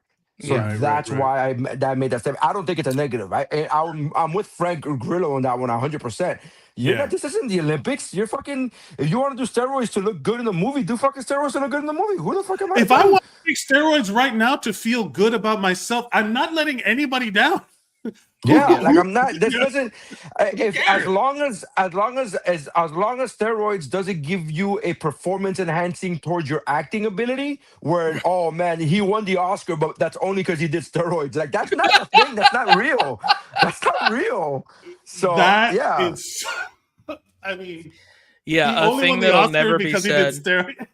And the Oscar goes to Eli Lilly. Yeah. The Oscar goes to Pfizer or whatever. Yeah. I look, brings up a certain point about if they're going to be rebooting people with rebooting movies and things with real actors, like Kurt Russell could come back and be Snake Plissken as an older Snake Plissken, but they do have to all kind of get in shape. And I really kind of point to Henry Cavill in The Witcher, talking about how much he went through. Like, and being like, hey, this is no joke. We go through a lot to like, this doesn't just happen, like this isn't a natural body. When I'm on screen and you see me without my shirt, I've been dehydrated for 3 days. When he talks about this stuff. So Hugh Jackman does the same for Wolverine. He's very vocal about it. bodybuilders, when they do bodybuilding shows, they're the weakest they ever are because they are so dehydrated that you see them. There's like where they're like posing and all of a sudden they just go bang and they pass out. So because it's all kind of that. John Favreau did the same thing for Chef. Yeah, that Cuban sandwich. He only won the Oscar because he's good at making a Cuban sandwich. With that said, the stupidest joke, but I'm laughing so hard at it. He dehydrated. God damn it. You want to laugh even more? You know what makes this funny? You know what makes this funnier is because of my connection. Because I'm on a fucking cruise ship. The time lapse from when I finished that joke to when you guys started laughing, I fucking counted it. It was 7 seconds. I fucking finished the punchline, but because I know that there's a time lapse, I go, wait for it. Here it comes. Here it comes. Here it comes. And there it is. And I saw both of you laughing at the same time. I was just the fucking funniest thing in the world. To me, that's what made the joke so much funnier is that like, wait till the fucking connection catches up to the stupid punchline. Or the stupid punchline. You know, it's like, oh my God, it's so fucking ridiculous. So I'll say this. Now you know how I feel when I try to tell a joke to you, Nery. It goes both ways. With that said, there's King Conan is going to be, and so Snake Plissken, a new Escape from New York. They need to they're recasting. I would imagine they're not going to have this guy do it. King Conan, they're straight up saying this is 40 years later. He's King Conan. That's part of the story. They're also doing that with The Mummy, and Brendan Fraser says he is doing. He says I'm doing my best as he's actively works out to get in shape for The Mummy 4. So in interviews, he's gone on record to say that he wants to look better, you know, like because it does take a lot of work. I think that's a positive message to say, hey, what you're seeing on screen isn't a default setting for anybody, because you grow up with certain body image, and again, that conversation has only recently pivoted to include men in that like muscle body dysmorphia thing, where you're constantly dealing with size, weights, strength issues. And then you'd see Arnold in his heyday. You see Stallone in his heyday. Even in Tropic Thunder, when Robert Downey Jr. makes the joke of like, you looking like Stallone in Rocky 1. You looking like Stallone in Rocky 3. Like what? No, like, Rocky 3. Rocky 3. Yeah. Rocky 3, you cut up more than a julienne salad. You cut up more than a julienne salad. Cut up more than a julienne salad. Like, because that's literally what it was. It was like, there's a whole deeper study about how that's male gaze stuff, and that's for guys, not for girls. That's for the guys to look at. Just a bunch of straight guys not admitting that they're gay. That's all it is. Just a bunch of sweaty dudes playing volleyball, flexing while they look at their watches. Yeah. What? Nope. Nothing wrong with that. Joke. I have a joke about it. Like I started saying the gayest thing I've ever done is get a personal trainer, because I have to send this guy weekly photos of myself shirtless and then listen to how much protein I should intake. And here's the gay part. It works. Yeah. It's solid. Those gay dudes have been working on this for generations. Yeah. We are straight dudes are new to the like, we're only just cracking the code, the just scratching the iceberg of what gay dudes have been doing to improve their bodies for years. Yeah. I used to have that joke a million years ago. I used to have that joke when I first started 23 years ago. I had that joke where I was like, I've never seen an out of shape gay dude. Every gay dude I know fucking has a 6-pack, and I don't know if that's because of the excess protein that they have. I don't know what it is, but they always. But it's so true. It's been 23 years, and I can count on one hand, less than one hand, how many fucking out of shape gay dudes I know. And I'm not saying there's not. I'm just saying there's a vast majority of gay men that I know that are all in shape, and I'm like, wow. I mean, I'll put it to you this way: there's so few that they have their own community. They're called bears. They're called bears. No, but that's the thing, is also they label everything. They are much more. There's also much more acceptance of different body types to a certain degree. But the whole point is that Brendan Fraser is also now being a part of the. Brendan Fraser is also now being a part of the. Hey, I'm trying. And I love online, there are people post, I saw this on TikTok where this girl like stitches it and she's like, you don't have to. We were in already, but thank you. You know, like that was it. Like everyone already let me loves tell that you guy. something. Let me tell you something. And I know Nery's with me on this because I've talked to him about this, but like, man, there is something so positively annoying about people like Brendan Fraser and like Matthew Lillard who like don't realize who they are. You know what I mean? Funny. Like it's Well, like, that's bro, nice. That's a good like thing. like it's no, I know, but it's like annoying at some point because it's like, do you not know that you're Brendan Fraser, dude? Like, come on, like we're in. Who cares what you look like? Like, do you not realize you're Matthew Lillard? Like, I'm with. Yeah, I'm with you, especially on Brendan Fraser. There's a part of me, by the way, that really wanted to be like, no, but I just wanted to come on, guys, just for the joke purposes. No. Just for the joke purposes. No, but I'm with you. I'm with you on Brendan Fraser because here's the thing, and this is gonna sound however it's gonna sound. I'm sorry, my guy. Like, we love you and everything, but The Mummy is not a fucking role that I need to see you with a six pack. Who gives a fuck if you're wearing, if you're an anthropologist wearing a shirt? Like, who gives a fuck if you're a mummy guy wearing a long sleeve? Like, I don't need you. Like, it shows up on be honest, camera more than there you are a think, few though. roles. Yeah, I know what you're saying. I'm not saying don't get in any shape, but you don't need to get in that shape. There's different levels to this shit. There's not like round is the shape. Yeah, I'm not saying, hey, just fucking eat as much as you want. You got to look like a fucking movie star at some point, but you don't have to look like Brendan Fraser in 1999.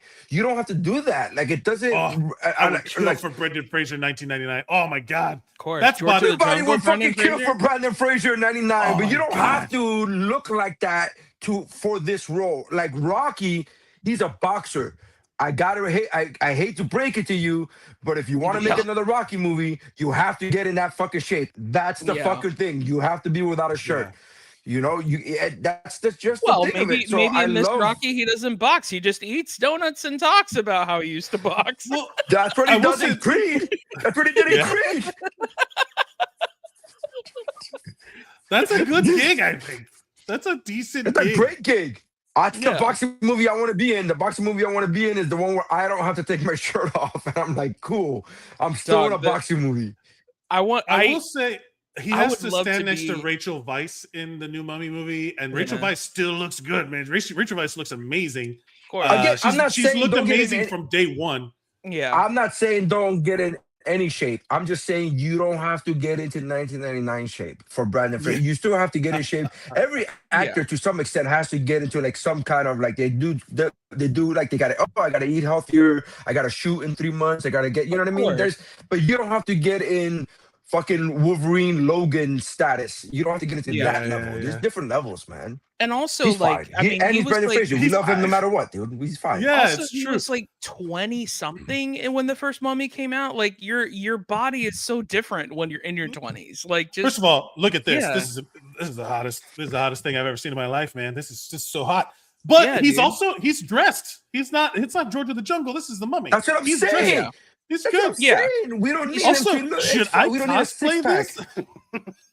Dude, he's start dressing like he this? Definitely this is a good outfit. I'm gonna start wearing his clothes on the daily. He looks like he exercises, but he doesn't look like he did in George of the Jungle. Like George of the Jungle looks like he's an adventurer. Brendan Fraser. Yeah, he looks like he adventures. He's no different than Harrison Ford.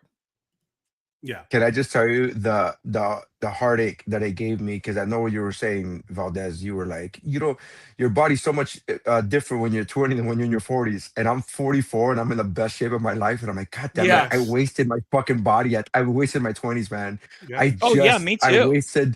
I wasted my whole fucking 20s and 30s being in such sloppy ass shape. And then, fuck, man. Jesus. So if I would have had what I have now, if I would have had that fucking determination 20 years ago, son of a bitch. Yeah. Son of a bitch. Son of a bitch. Something that has been helping me a lot lately is getting jobs where I have to be on TV. That's been helping me a lot. Being on TV is Leslie Mann. Having cameras in front of you really makes you want to lose weight. And it is true the camera does make you look, depending on the lenses, it's all tricky. Yeah, look, I always tell people the camera adds 333 pounds. But I want to point out something. Look at Brendan Fraser in this picture. Dude, that body is unreal. But I want to say, do you think the average influencer, the fitness influencer now, this is like what they call the inflation, like I forget the term of it, but it's like influencer inflation or something along those lines, where they would look at this guy and be like, oh, he's got to build up those pecs. He's got to do, they will find a way to critique this, because this is now seen as like whatever, like, oh, he's yeah, no, it's no big deal. He's skinny fat. Can you do me a favor, Mike? Can you look up the photo of Harrison Ford? This is like one of the, in my opinion, like this is like peak body. Harrison Ford in Temple of Doom when he has the shirt ripped open on the bridge, and you could see his six pack a little bit. Speaking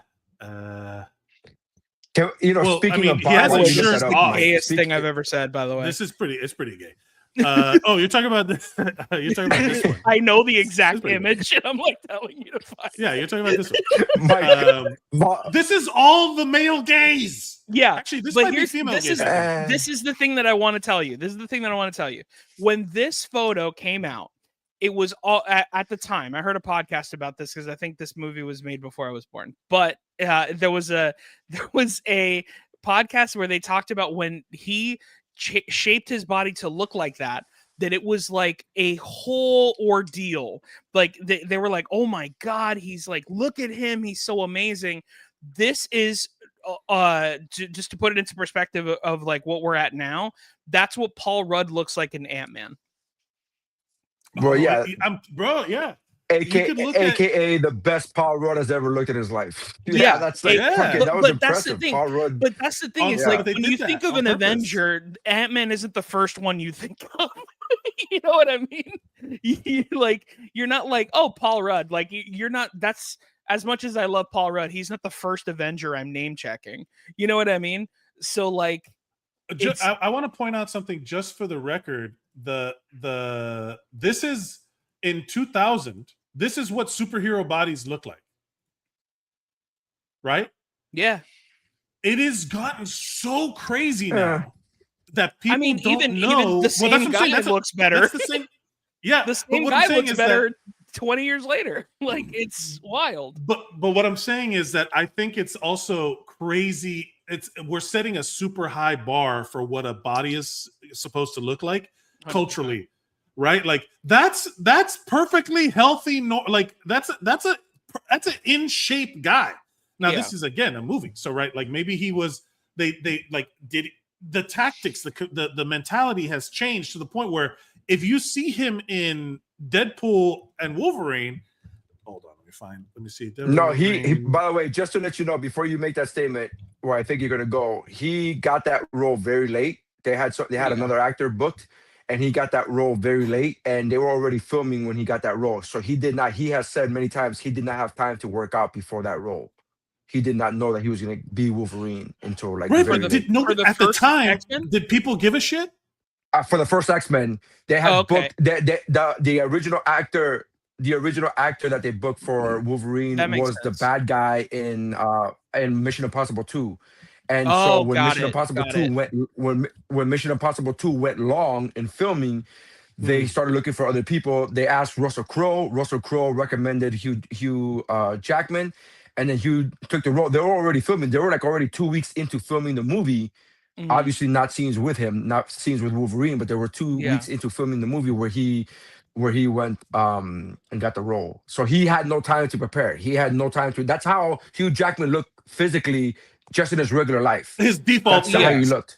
He looks good. He looks fine. To be fair, I was confused at first. I thought you meant that they had already started filming Deadpool Wolverine without him. No, they had already hired another actor, and I was like, why would they hire another actor?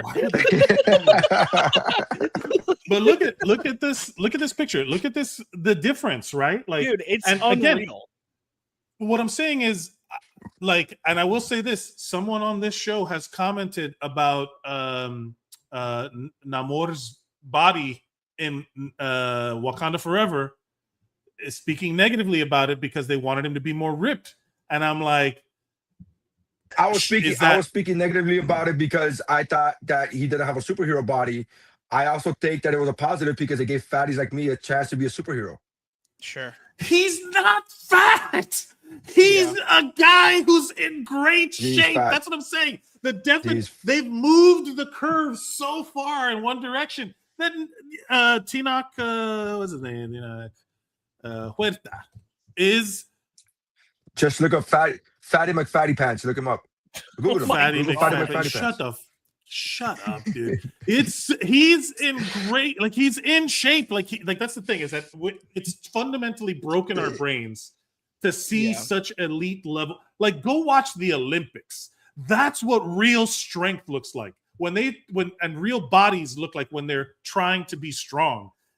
Go watch the world's strongest man competitions. Every superhero on earth, because if it's not magically based, right? Like I was having this argument where Kerry Russell in The Americans punches a dude and knocks him out, and I'm like, and my wife got mad. She's like, "Oh, women can't do it." I'm like, "No, but she weighs like 100 pounds. She's 5'2". You know what I mean? Like she's not gonna knock out a guy who's 6 feet tall. Like it's even professional fighters can't do it. It's hard to do.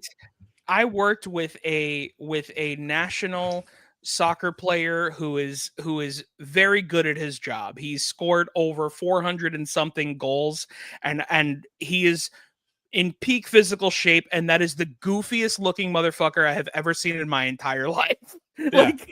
But he has good cardio because that's what soccer players have is good cardio. Yeah, fair. Right? He might have good muscular legs, but that's not you don't muscle build for soccer. That's not a thing that you do. That's not a thing. His body is built I get your point, Mike. For his job, his body is built for his life. Yeah. I get that. Right, but I will say this, Mike. I get what you're saying. Where like, the line has changed. The goalpost has been moved as far as to what we expect and what we are hoping to achieve, specifically with the male body. But I will say this: I think you are right. However, I think that's a good thing because for a long time, our society did not care about health. And I'm and maybe just because I'm in it now. So maybe now because I'm in that health mindset of like I want to be healthier, and I've been in that mindset for the last 5 years. So maybe now it's like when you buy a car and you notice, oh wait, there's another one, and you see that same car all over the place. So maybe now I'm just noticing it because I'm in it, and maybe I wasn't noticing it before. Maybe that's it. I don't know. But from my point of view, I like the fact that our society has moved more towards a health conscious, and maybe too much, right? Like, people could poke at that and be like, oh, he needs to build his pecs up, but maybe that's too much. But also, I'd rather set that goal than just look at that fat fuck. That guy does not have love handles. That goal. Oh that's skin. That guy's whole back is a love handle. Look at. But what I'm saying is that love handles. That's what love handles are, Mike. You think love handles are muscle? What do you think love handles are made out of? They're fucking skin. They're flabby skin. Made out of love. What are you talking about? They're made out of love. Listen to what I'm talking about. What you're saying is exactly what I'm saying in a bad way. That the pendulum has swung too far, and but it's never. But I'd rather been swing about that health. far. No, it's not about. That's unhealthy too. That's bad. It's bad. So it's unhealthy to be to mentally drive yourself to be too healthy. I think you can't live a life where that's not how we're supposed to live anyway. Our bodies aren't built for that. Our bodies are built to be running around in caves. We have not evolved past having natural bodies. Like we're not supposed to be working out and high protein maxing and looks maxing and all this other bullshit. We're supposed to just be living. I'm 100%. I'm 100% for. Like I'm taking a page from both of your books, to be completely honest, because I love that people are more health conscious and things like that, because it is helping me and I'm getting better at it and things like that. But of course, I'm also of the person that's like, listen, if you're happy in whatever body you have, that's all you need, man. Like all you need is happiness, and who cares what you look like if that's all you care about, really, but at the same time, I think the problem where it gets dangerous, and I think that all of us would agree about this, is just when it starts becoming things about like taking peptides and taking steroids and taking lip fillers and face fillers and all these unrealistic expectations of what you're supposed to look like, to where it's like, I'm all for doing everything naturally. If you want to make sure that you go to the gym three to 5 times a week or more than that, that's completely okay. If you want to do all that, that's fine, but it's just this like, I think of it more for women than it is for men, but also at the same time for men. Like I think also men are very informed. Like a lot of men understand that a lot of this is juice and a lot of men like use peptides and things like that. Like, dude, I'm getting peptide talks from my barber. Like, why are we talking about peptides? Like, because of influencer culture. Peptides are fucking awesome, dude. No, peptides are fucking awesome. Peptides are not the same as lip filler. Here we go. Peptides are not the same as lip filler. I know. Peptides are not the same as lip filler. To clump them in together is a little weird. But again, peptides are fucking fantastic, dude. And when you get older, you'll understand. You're like right now you're in your 30s, right? So I'm having a lot of ligament issues because my ligaments are, because of the weightlifting I'm doing, the ligaments are in fucking pain, and peptides help with that. But that's neither here nor there. The whole conversation is about like going to extremes, and I think any extreme is bad, right? One way or the other, any extreme is bad. But on the way to the extreme health kick, on the way to the extreme bodybuilding type is health. On that path is health. Now, again, extremes are bad. Where I'm agreeing, I think extremes are bad. But if you're going to be extreme. If you're gonna go to one extreme, I'd rather go to the extreme that leads you down the path of health. Yeah. Granted, that path eventually ends up in this extreme place where it's bad. I get that. I'm just saying. I don't know. I think that every gym bro should be forced to, like, I think we should all be in therapy about the things that we do. Like, we should all have check-ins and group, like, you need community, because at a certain point, guys encouraging others to be stronger is one thing. But if you ever have somebody encouraging you to push through the pain, bad guy, don't listen to that guy. That is unhealthy. If you ask, if you want to be able to do, if you're replacing testosterone because you have an issue, if you have diabetes and you need peptides for diabetic insulin something, then yeah. But if the guy if your barber is telling you, hey, I sell these peptides, it's unregulated bullshit. It's if an influencer who is not a doctor is selling you peptides, that's the part that is, at a certain point, everything becomes about capitalism. And here's my, tinfoil hat. Everyone's just trying to make money off of a scam. So don't like, and unfortunately, healthcare in the United States has become a scam. But it's all about finding a way for your brain to process health, not the other way around. Not for health to think that your health is going to, all of these pursuits are healthy. No. That's also dangerous because it's also unrealistic. That whole thing, if you can bench more than 225, which I think you can now, right? I don't know if I can. I don't work out that way. I personally don't work out for that. Like, people, I've had this question asked for me, which I guess is a compliment. Recently, people will be like, hey, how much can you bench? But I've never worked out for that reason. I've never worked out for like a personal max. I work out for like to increase my strength, but I've never been like, I'm gonna do this max. Right. The workout, why I bring that up is specifically because if you can bench more than 225%, you are in the top 5% of people on Earth, of humanity, right? Here's the caveat. That's a generalization, right? I did the math and I did it on a scale. My push-up, because of how big I am, is over 207. It's like 217 pounds. I just got to wear a heavy jacket and I'm over 90. If I can do one push-up, and that's just my butt. So like everything is in context for the individual, and using base numbers and metrics and all that stuff is influencer bait to get engagement so that they can keep you feeling like you're missing some sort of goal, like you're missing something, you're falling short of something. And when they show images of men who have bodies that are unnaturally attained or attained through like the dude from It's Always Sunny in Philadelphia, that he's like, oh, it's simple. And then he listed like a fucking 6 months worth of stuff. You know what I mean? Kumail Nanjiani joking around about how he's staying in shape just out of spite. He hasn't smelled cake in years. Like, you limiting your life. That's a choice. I'm not going to judge anybody's choices, but that image needs to be represented like in context as a whole. And it's like crazy, like 1% of people look like that. And influencer culture has led it to believe that if you don't look like that, you're a loser or you're bad or you're not good at whatever it is.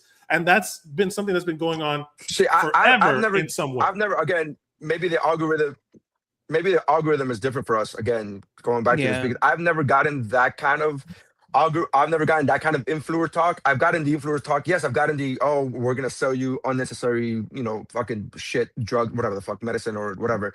But that's not what where you're talking about. I've never gotten the influencer where it's like, if you haven't gotten this, you're doing it wrong or whatever, or you're not good enough. The influencer talk that I get, especially specifically with the physical, with the workout bros, is hey, this takes a lot of fucking work, and you need to fucking do this. And if this is what you want to get, if this is where you want, that's the algorithm that I get. It's like, hey, you want to have this, you want to have massive arms like this. It takes a lot of fucking work, and here's the step by step. And you can't eat this, and you can't eat that, and if that's worth it to you, that's the one that I get. That's the algorithm that I'm on. I don't get good. I'm glad you get that. The one I get, loser. Yeah, the one I get, great content for yourself if that's what you're getting. Because that's what I hope I get. Yeah. The reason why I get what I get is because I am on a lot of medical and science TikToks that debunk a lot of bullshit influencers. So that's where I see it. Okay. And I see those people and all of the people that are not on the platforms that I'm on. Like when you hear stories about the people on Kick, who the fuck? I'm not on Kick. I'm too old. They'll kick me off. I don't understand Kick. But there's apparently this whole like culture of people that are live streaming their lives. I thought Kick started when we were young. That's how old Kick is. Kick? I never heard of it. People, Kick is Kick started. Kick was when I remember having a Kick account before I had an Instagram account. Legit. Oh wow. Wow. I didn't know. But that's another streaming platform. It became, this streaming platform that you have that guy Clavicular and all these other looks maxing dudes that are all about how it's real incel culture shit. And that's the problem, is that it spreads. Like, if you're not aware of it, doesn't mean it's not happening, right? Like all of these, they filter down into the people that are the most sensitive to it. So it's all of these incel dudes, and now we have Nazis again. It's like, God damn it! I refuse to listen to a man who doesn't know how nor wants to make a woman come. So yeah, we got different goals, Clavicular. Got different goals, man. Sorry. I'm cum maxing, I guess, when it comes to that. I'm pussy eating maxing, I guess. I don't know. I'm mutual orgasm maxing. I always say, you are what you eat, and I love eating pussy. So, what a pussy. I'll say this. This is my fitness goals, and I think we can all agree that we want to be able to do this with our friends.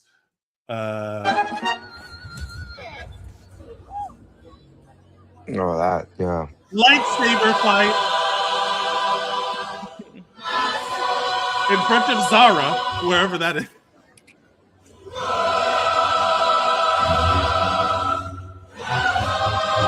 God damn it, how good is that music? I just got goosebumps at a choir singing it in a mall. It's so good.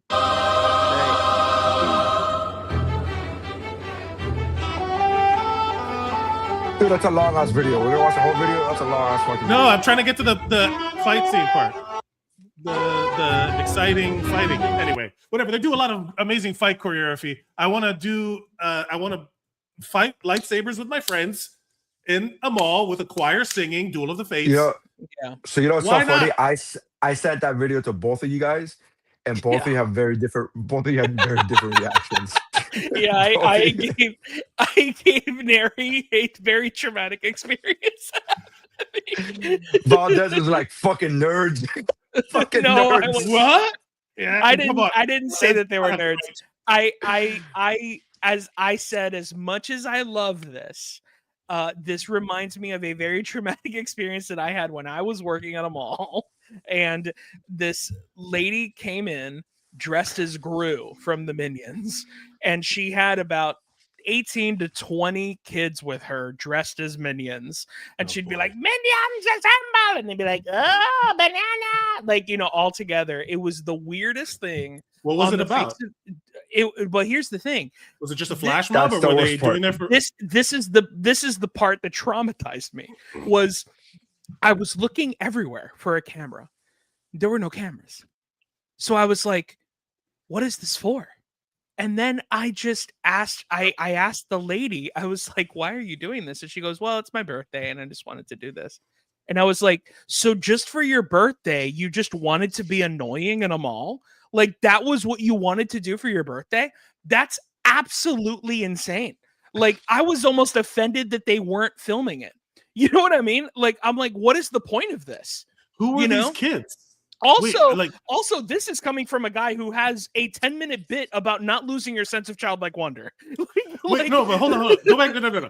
I need more information, but Valdes, you cannot just drop that. So this lady, I want to clarify what you're saying here. This lady was in a mall with 20 kids? Yes. Who were those kids? I don't know. I didn't ask, but to my understanding, you're asking the wrong questions, Mike. This woman kidnapped 20 children. No, she didn't dress them up and is now parading them around for her own whimsical torture. It makes sense why the word cameras there. But Valdes was like, "Where are the cameras? Where are the cameras?" It would be fun. It's like getting arrested for prostitution, and all of a sudden you point to a camera and we're like, no, we're making pornography. Oh, it's art then. Okay, never mind. Dude, I can't even. Dude, that's a Jim Norton bit. Jim Norton has that bit. Sure.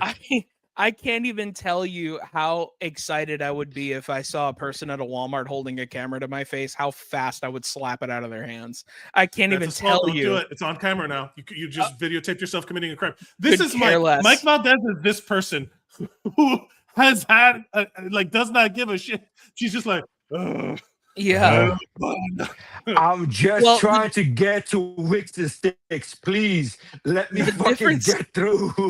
Well, the difference between that person and me is that person doesn't leave. I was forced. I was at work, so I had to be there. You know what I mean? Yeah. Like I was in prison. Like there was nothing I could do. You know, and you're still telling that story this many years later. The point I'm saying is that here's the thing.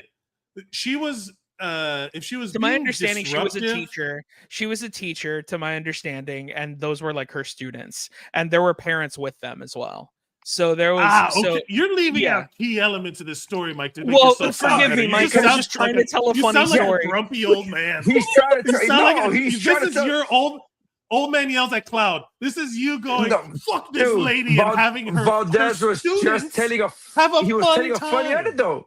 He was telling a funny anecdote about him being a grumpy pants and you're like, I need to know the deed. You were trying to be a fucking Dateline. You were trying to be a journalist over here. We're like, it's just a funny anecdote, man. What's going on? It's just a funny anecdote. That's all it is. Look. All I'm saying is, I want a flash mob, a lightsaber fight with my friends and a choir and an orchestra. Yeah, to be fair, if it was a choir of people singing Duel of Fates, I would not have been upset at all. I would have thought it was awesome. Like, I gotta be honest with you, none of that shit seems fucking fun to me. None of that. Like I sent that video to different people.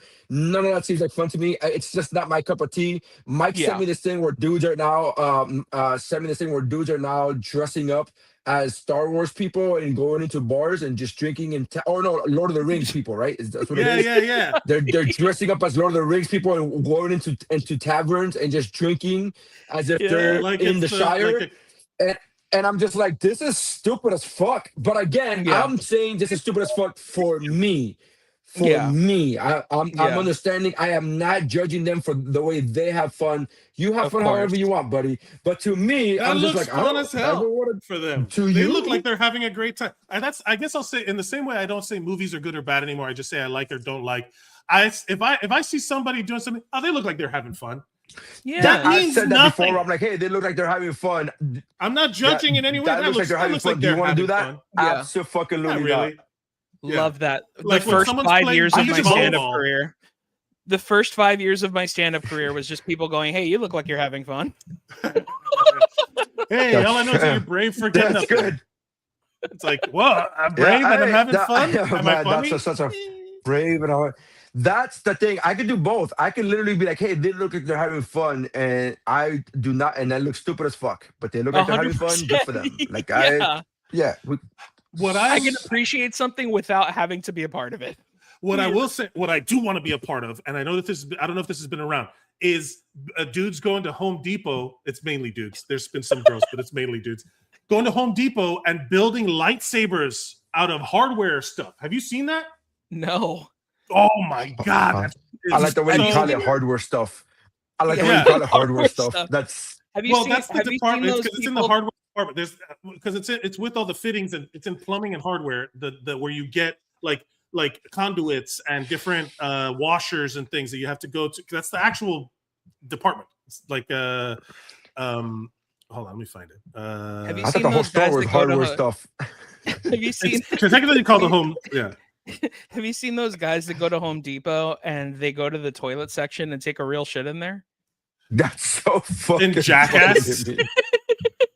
No, I'm joking. They don't do that. Nobody That's does so that. funny. I saw it. No, I did see funny. it. I saw it in Jackass. I did that shit in Jackass.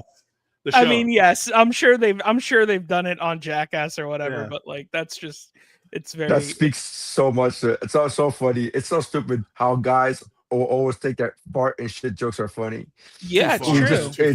It's in our DNA, man. It's just so but funny also like one of the reasons why something like that, like something like Jackass, for example, is so funny to me is because the joke is not I did a thing to people.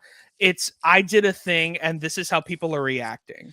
And that is what's so funny about it because like you're fully taking responsibility for doing the crappy thing or the bad thing and people are just reacting to it. And so that's to me, that's what a prank is. But now it's become this thing where they go to a Walmart and they smack people with a hose and a box of tricks and say bitches ain't shit but hoes and tricks. And they're like, that's a prank. It's not a prank, you're just being an asshole. A guy got shot. I don't know if you saw that. A guy got shot. Okay, so this is a video. So people, you go by a long like one of those one of those long bolts. Hardware things. Yeah, it's a long, but it's a lag bolt. It like holds. It's the right word. I will not be mocked for using proper terminology by two dumbasses who don't know the actual words. I'm making fun of you, and I have no idea what it's called. Oh, you want to do a slip coupling? They got the plastic thingies. They got the plastic thingies, and then the thingamabobs. Yeah. And then what you do? They pay for it with their value papers. Yeah. So look. So what happens? That's actually pretty cool. Yeah, you dumbass motherfuckers! I'm showing you something. I'm revolutionary. I'm showing you something incredible. It's a pure good hobby. It's a purely joyful and whimsical thing, and you're putting money back into the economy. You see that? With the hardware things. That's a hardware thing. Sword. I'm showing you something. This is groundbreaking. That is. Is it a flashlight? Is it a flashlight? It could be. The lightsabers in the actual movies were made from flashlights and shit. Well, that's what I'm saying. Does it emit light? Does it emit light of any kind?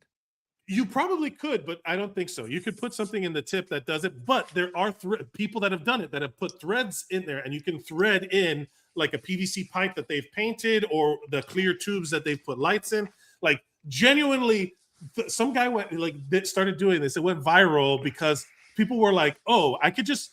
You're not limited to Disney's Star Wars products that you can literally make it look like how you want it, which is in kind of the spirit of Star Wars. The whole point in Star Wars, in Star Wars, the production, they literally took camera handles and other random hardware and they, kit bashing. They made things that they would then turn into lightsabers. In the movies themselves, every Jedi has to go through the process of building their own lightsaber. I love this shit. This is a perfect little harmless, fun thing. I love in Star Wars when they go to Planet Home Depot and they get their stuff. They get their hardware things. And they get our hardware things. Are you mad because I made fun of your I'm not mad. I'm just joking. That's fucking hilarious. I'll make fun of your fucking internet. Get a better boat. I'm wondering now, listening to Mike talk about your lightsaber. We're not hearing any of that. Say all of that again. I am wondering who has watched more of what. If Mike has watched more hours. So you got to say all of that again. Oh no. You can hear me now? Yeah, I can hear you better now. Maybe. Turn your camera off. Can you hear me now? Yes. Yes. But okay. The continual talking is the problem. I'm wondering who has watched more hours of what. If Mike has watched more hours of homemade lightsaber making, or if I have watched more hours of protein recipes, foods that you can make with protein only. Oh, everything's got fucking cottage cheese in it. Yeah, yeah, that's very accurate. Yeah, I know. I've watched a lot of that. But you watch a lot of fucking homemade fucking glow sticks. And I'm like, turns out if you blend up a bunch of cottage cheese and shape it into pizza, it tastes like an asshole.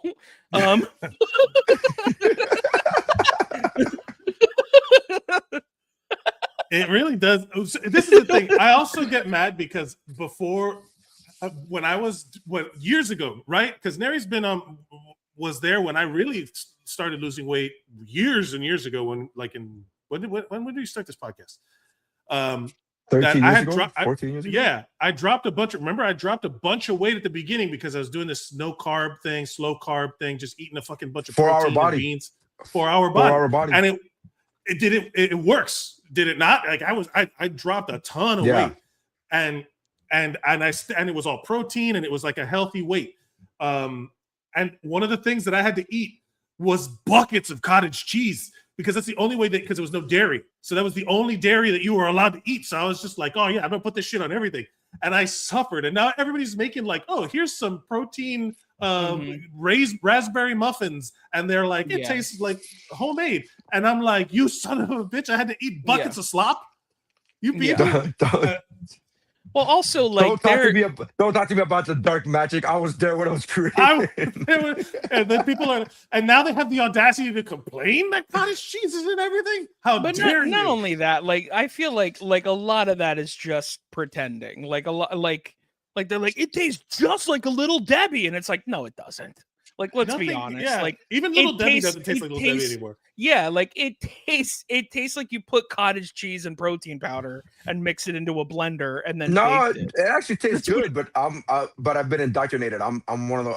I'm one of those dudes. I like my chicken skin pizza. I like my chicken skin pizza. I enjoy a lot of that stuff, but the thing is, like, it's kind of the same thing with like Christian rock music. Like I always tell people there was a band called Petra, and Petra's really great if you've never heard of the band Journey. Like, you know what I mean? And like chicken skin pizza is great if you've never eaten pizza before. You know, so like I'm not saying it's bad. It's just not as good as the real thing. That's all it is. That's the thing. Like, there's always that. It's like when people say like eat vegan food, and they're like, oh well, vegan food is, and I'm like, vegan food is always trying to taste like meat. Like, make a vegetable thing that tastes like it's supposed. Like, don't make it try. If I wanted meat, I can, like, there's this trend going around. I don't know what the actual name of it is, but this one person kept calling it vegan plus bacon. You know, if you want to, like, any step in progression to getting you healthier is good. Like diet soda, people are like, oh, it gives you cancer. No, it doesn't. It doesn't. But if that diet soda keeps you from, your body doesn't process it chemically. If you drink it because you would have drank a fucking caramel macchiato that has 1,000 calories, then yeah, you're winning, right? Yeah. If you I call them my fridge cigarettes. I need them, dude. I need my fridge cigarettes. They're great. Like, but for me, it's seltzers. I've transferred to seltzers with the illusion of flavor. Yeah. But there you go. Look at that right there. Your little flavor things. What is it, fruit punch? Yeah. But it's always going to taste this is strawberry. There's strawberry watermelon. Okay, cool. Oh, that does sound good. You know what? Nice. That sounds lovely. They must be having a great time. They look like they're having fun. I'm over there at Great Value. They look like they're having a good time with their strawberry watermelon. But the idea for me is always like, if it gets you a step closer, right? So it's like, oh, I'm not gonna stop eating beef, but I'll eat more of a vegetable-based meal. Like if someone I love tofu. If it's cooked right, I've had great tofu dishes. Stop trying to make it taste like meat. Like be brave enough to be yourself, tofu. Be brave enough to be yourself, vegan food. It's fine. It's good to have veg. For me, you can get tons of protein from a variety of places, lentils, whatever. Who cares? But if you try to make it taste like meat, it'll always taste like meat, like fake meat. It'll taste like fake meat. Mm-hmm. And I'd rather just be yourself. Enjoy your content. Enjoy your flavors. I always I've had plant-based. No, go ahead, Nery. No, I was gonna say I have plant-based burgers that taste really good. Yeah, that taste really good, but they're also high in calorie because they're soaked in fat. Of course, but because that's what makes things taste good. Oil, seed oil, yeah. And it's like they have to be because they have to compete with the stuff that's naturally occurring in the glutamate, the umami of meat is very specific to certain chemical proteins in there, and you can't get that from other sources. The closest you can get is mushrooms, which I put in my meat sauces to make it taste more meaty. Yeah. Anyway, we should all go build our lightsabers. I want to see what it looks like, because you can do it. Look how cool these things look. We should do one. We should all go to Home Depot and buy the things to make, that's Home Depot shit. I like it. Yeah, go to hardware. Go to the hardware How much does it cost, do you think? How much of the total are they spending? So on average, people are spending like $30 to $40. That's nothing compared to what I thought it was. Hold on. Are we talking about dollars or are we talking about dignity? Because it costs you more in dignity. Brother, it's a small price to pay. I already sacrificed it by doing this show with you. I don't care. You can't get less pussy if you're married. Do you have any idea how much I'm in dignity debt at this point? You owe me some dignity for being here. That's what it is. I love the fact. I love the fact that you're getting so offended. We're just making jokes, man. We're just making jokes. Am I not joking? Are you not laughing? Hey, that's fucking cool. Are you not laughing? Well, comparatively, I'm laughing at your misery. It's fucking fun. Comparatively, you just laughing at my joy. And the irony is that you sound sad to me. Why do you choose to be the way that you are? Dude, Nery sent me this video of people yelling on a podcast. And there's just a third person going, yeah, that's pretty funny when you think about it. And he goes, that's you on our podcast. It's just you two arguing, and I'm just waiting for a moment to try to release tension and be like, it's actually really funny when you think about it, because one of these days we'll find out what it's like to do this podcast without Nery's shitty internet, and then we will finally have next week a level playing field. Next week what on Thursday, next week, right? I'll be home next week. Yeah, I'll be home next week. So next week we're going to do the podcast with actual real Wi-Fi, land-based Wi-Fi. Land-based Wi-Fi. None of this seafaring shit. Let's talk about somebody else who's land-based. Or actually, we got to go. We got to go. It's over 2 hours already. Yeah. Eddie Murphy got a Lifetime Achievement Award. Mel Brooks showed up. It's on Netflix. It's fantastic. It's great.